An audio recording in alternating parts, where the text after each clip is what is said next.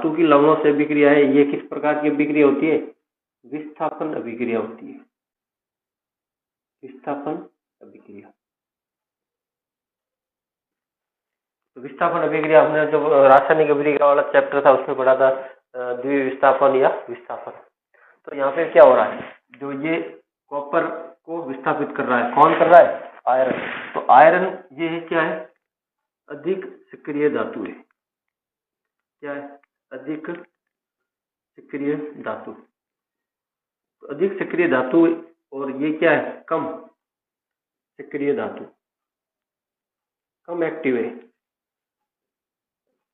तो क्या रहता है, धातु की लवणों के साथ में अभिक्रिया करेगी तो ये जो कॉपर सल्फेट का जो लवण है, इसके अंदर कॉपर है वो कम सक्रिय धातु है। तो ये जो आयरन है ये अधिक सक्रिय धातु है, वो इसको यहाँ से हटा देगा और उसकी जगह फेरस सल्फेट का निर्माण करेगा और उसको हटा देता है, विस्थापित कर देता है। तो ये एक प्रकार की क्या है? विस्थापन अभिक्रिया है। तो ये होती है धातु की लवणों के साथ में क्रिया। तो इस क्रिया को समझने के लिए अब आपको ये याद रखना पड़ेगा कि आयरन है वो ज्यादा सक्रिय है, कॉपर है कम सक्रिय है। तो इस प्रकार से हम कैसे याद रखेंगे? तो उसके लिए एक सक्रियता श्रेणी बनाई गई है। क्या बनाया गया है? सक्रियता श्रेणी। आपकी किताब में, बुक्स में लिख रखी है। क्या है? सक्रियता श्रेणी। तो इस सक्रियता श्रेणी के अनुसार, इस सक्रियता के श्रेणी के अनुसार लगभग इसमें 13 धातुओं का उन्होंने उल्लेख किया है। सबसे जो ऊपर है, सबसे ऊपर है वो अधिक सक्रिय है, बीच वाली मध्यम सक्रिय है, और सबसे जो नीचे है उस नीचे में ये कॉपर मिलेगा अपन को। तो जो ये सबसे जो नीचे है ये क्या है? बहुत ही कम क्रियाशील होती है। तो ये कैसे समझी जाती है? सबसे जो ऊपर है, सबसे जो ऊपर है तो वो अधिक सक्रिय से, अधिक सक्रिय से कम सक्रिय धातु की ओर श्रेणी है, कम सक्रिय धातु की श्रेणी है।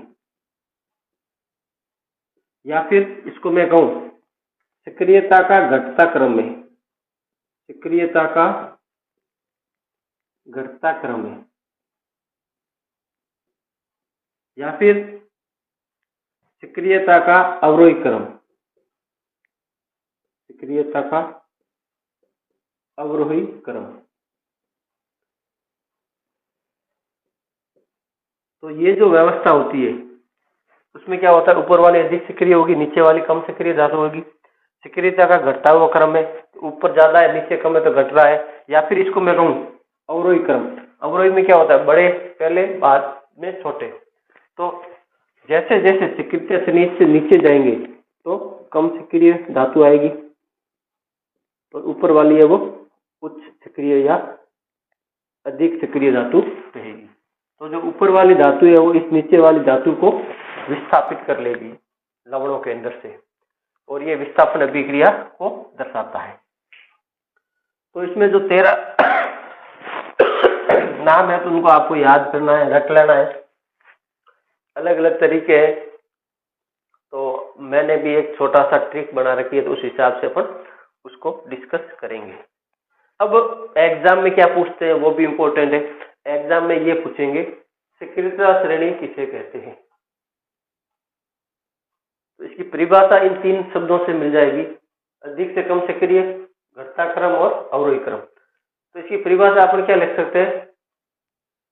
धातुओं को सक्रियता के अनुसार, धातुओं को उनकी सक्रियता के अनुसार उनकी सक्रियता के अवरोही क्रम में व्यवस्थित करने की जो श्रेणी है उसे सक्रियता श्रेणी कहते हैं। एक बार और सुन लो कि धातुओं को उनकी सक्रियता के अवरोही क्रम में व्यवस्थित करने की जो व्यवस्थित श्रेणी है उसे सक्रियता श्रेणी कहते हैं। तो कोई ज्यादा बड़ी मोटी परिभाषा नहीं है, इसके इंपॉर्टेंट एग्जाम्पल है वो अपन एक एक करके देखते हैं। ओके,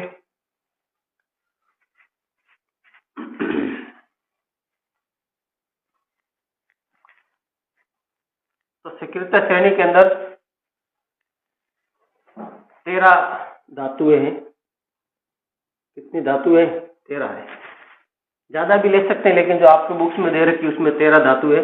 उन 13 को आपको याद करना है। ये भी पूछ लेते हैं भाई कौन सी ज्यादा सक्रिय है, कौन सी कम सक्रिय है, तो उसको याद कर लो। तो सबसे पहले मैं इसको बताता हूं। कनका मांगे क्या है? कनका मांगे आलू जीरा। कनका मांगे आलू जीरा कितने हो गए? 1 2 3 4 5 6 7 और बाकी है। ठीक है, तो कनका कोई भी संज्ञा है, कोई व्यक्ति है, कोई व्यक्ति औरत मान लो, लड़की मान लो। कनका मांगे आलू जीरा, तो उसको क्या पसंद है? आलू जीरा पसंद है। और गेम खेलती है पबजी पर। तो कनका मांगे आलू जीरा, पबजी हाथ में क्यों? तो जो खाना खा रही है, पबजी हाथ में क्यों? पबजी हाथ में क्यों? हंगामा हो जाएगा। हंगामा आगे होगा। आगे होगा। थोड़ा सा इसको और व्यवस्थित कर लेते हैं, जगह कम पड़ जाएगी बोर्ड पे, तो यहीं से कर लेते हैं।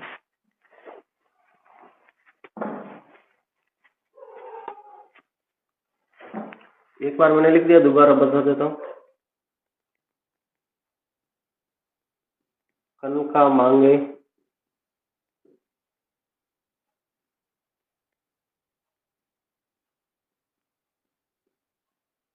कनका मांगे आलू जीरा।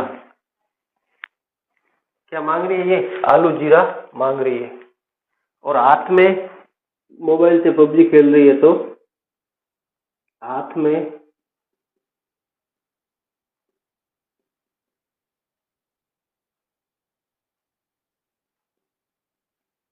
पबजी क्यों? हाथ में पबजी क्यों? तो ये 3 वाक्य आपको याद रखना। एक ये हाथ में पबजी क्यों, फर्स्ट ये हो गया, सेकंड ये हो गया, और लास्ट है हंगामा आगे और होगा। हंगामा आगे और होगा।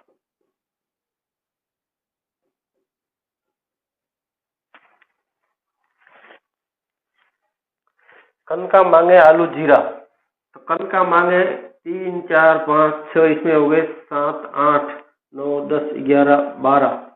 एक कौन रह गया? आलू जीरा। इसमें एक और ऐड कर लो, आलू जीरा। फिर से हाथ में पबजी।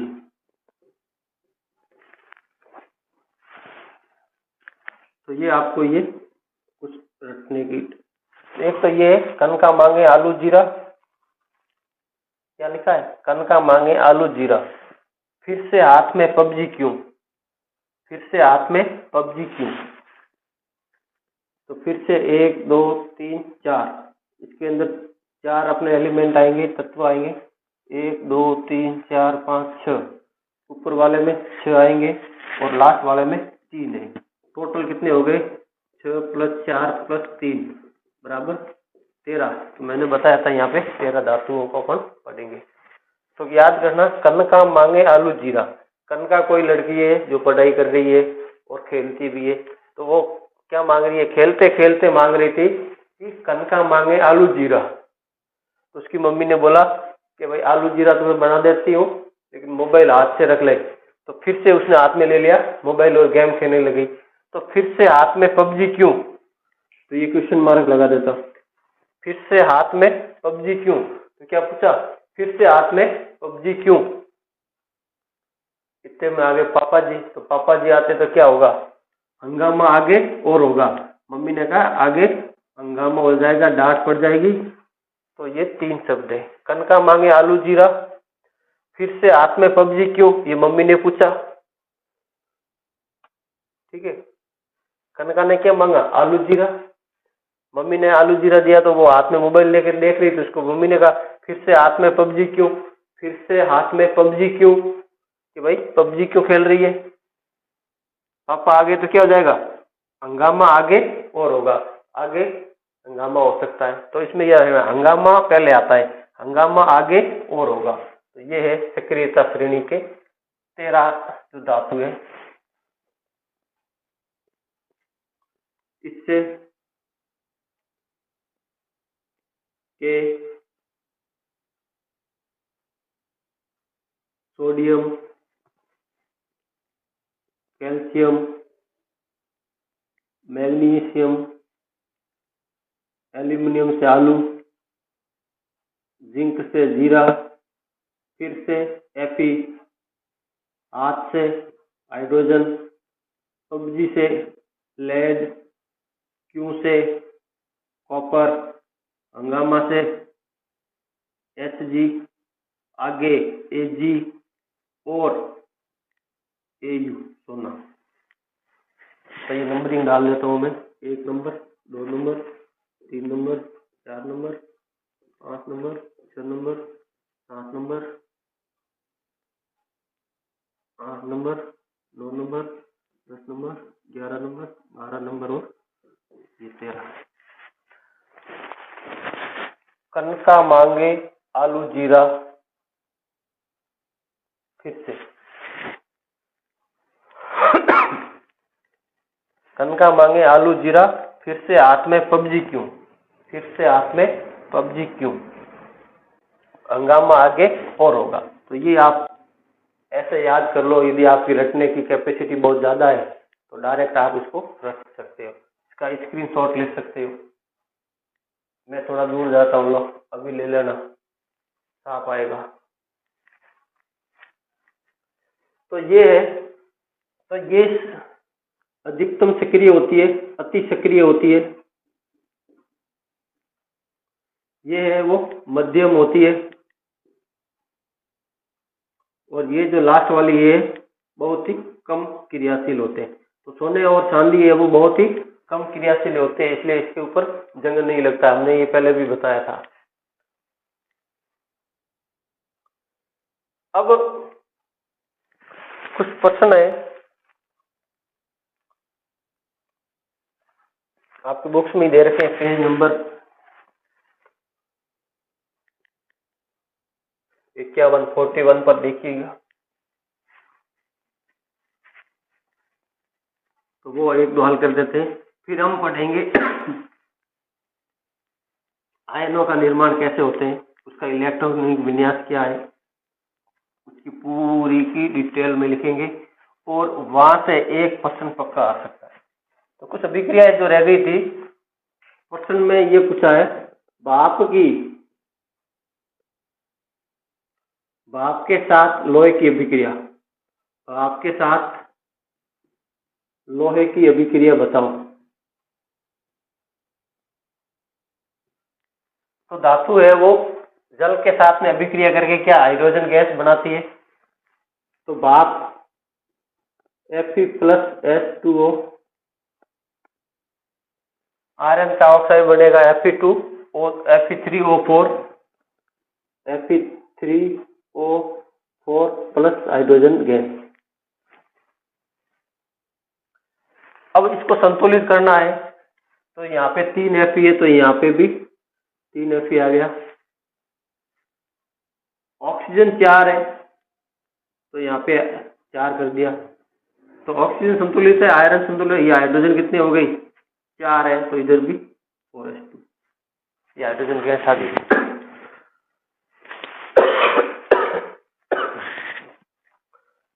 एक और प्रश्न था कैल्शियम के साथ में जल की अभिक्रिया, calcium plus H2O calcium hydroxide बनेगा, मैंने पहले भी शायद कल बताया था। और साथ में कौन सी गैस, हाइड्रोजन गैस। तो भाप के साथ में अभिक्रिया करते तो कौन सी गैस आती है, हाइड्रोजन गैस आती है। ये प्रश्न आता है, भाप के साथ में आयरन की अभिक्रिया करने पर कौन सी गैस निकलती है, हाइड्रोजन गैस। एक था पोटेशियम के साथ में, तो 2K प्लस H2O 2KOH 4 का निर्माण हो जाता है और हाइड्रोजन गैस आ जाती है। एक प्रश्न था, ये तो दूसरा प्रश्न था 2 नंबर का वहां का। पहला प्रश्न था सोडियम पोटेशियम को केरोसिन में क्यों रखा जाता है। तो ये कहेंगे कि ये बहुत ही अधिक सक्रिय, सक्रियता श्रेणी में हमने देखा था कनका के और ये, तो पोटेशियम सबसे ज्यादा है, सोडियम से भी ज्यादा सक्रिय कौन है, पोटेशियम। दोनों में से पूछ लेगा सोडियम या पोटेशियम में से कौन सा अधिक सक्रिय है, कनका के पहले आ रहा था, तो पोटेशियम ज्यादा सक्रिय है। तो इन दोनों धातुओं को केरोसिन के अंदर यानी घासलेट के अंदर क्यों रखा जाता है, तो सक्रियता श्रेणी में ये सबसे ऊपर आती है और ये अधिक सक्रिय होने के कारण वायु नमी के साथ में भी अभिक्रिया करके एक विस्फोट पैदा करती है, इसलिए इसको केरोसिन के अंदर रखा जाता है। ये इसका उत्तर लिखना है। पहला प्रश्न दूसरा हो गया। तीसरा प्रश्न था वो, अब ABCD वाला है तो वो कोई इंपॉर्टेंट इतना है नहीं, आता नहीं इतना। चौथा देख लो, चौथे में पूछा था धातु की अम्ल के साथ में अभिक्रिया, धातु अम्ल HCl के साथ में अभिक्रिया, तो धातु का क्लोराइड बन जाएगा MCl2 मान लो, और हाइड्रोजन गैस। हमने पढ़ा था धातु है जिंक के साथ, जैसे जिंक धातु के साथ में H2SO4 की अभिक्रिया भी तो हाइड्रोजन गैस निकल रही थी, HCl की कराएंगे तो भी हाइड्रोजन गैस निकलती है। तो ये भी क्वेश्चन था। एक क्वेश्चन था पांचवा, जिंक के साथ में, ये वाला था जो अपने विस्थापन अभिक्रिया करवाई थी इस टाइप का, जिंक प्लस FeSO4, ये अभिक्रिया क्या होगी या नहीं होगी। तो हमने क्या कहा था, कनका मांगे, कनका मांगे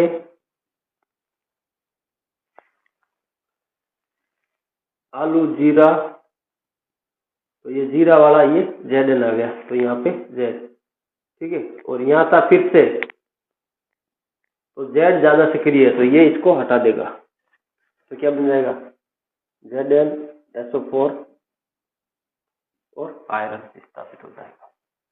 तो ये अभिक्रिया भी हो जाती है। अगला है टॉपिक, धातु और अधातु आपस में किस तरह से अभिक्रिया करते हैं।